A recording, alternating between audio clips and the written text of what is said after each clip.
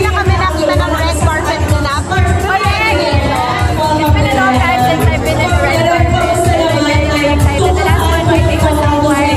Ito ako last movie na starring kami ni Marley, and I'm so excited for people to get to watch this. We shot this last year pa, and finally it's out to give a good time to everybody's gonna be able to watch it. It's a really, really good film. What's strong kasi yun ngayon ako nakita ng red carpet na may donation drive. Yes. Diba? Ano yun? This is something else. Actually, we were supposed to have our premiere the day after the typhoon hit.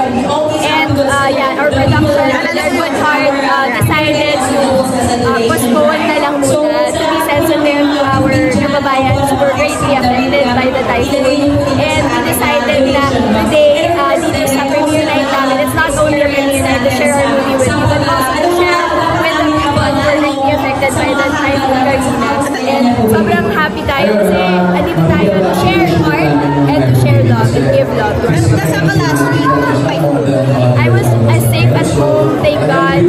Bahay ng mom ko, actually, unfortunately, sinahalin kami.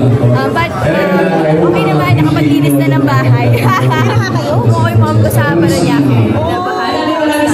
I was safe, I was in my phone. But, pero grabe lakas talaga ng wind. Tuloy-tuloy talaga yung hangin.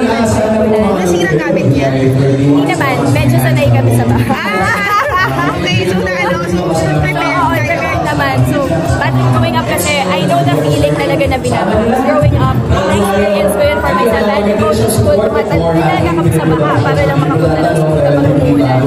So, I really can feel what other people are feeling right now. Especially those people na talagang lahat nawala sa kanila. Yung bahay nila, lahat ng gamit nila sa bahay.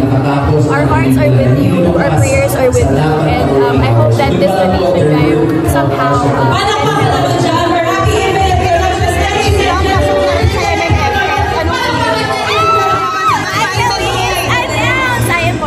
MMFF movie of Bossing and Papa P. The Kingdom. I'll be starring there with Miss Christine Reyes and Sid Lucero and many, many more. It's very exciting. Mag-start na rin kami ng tapos continue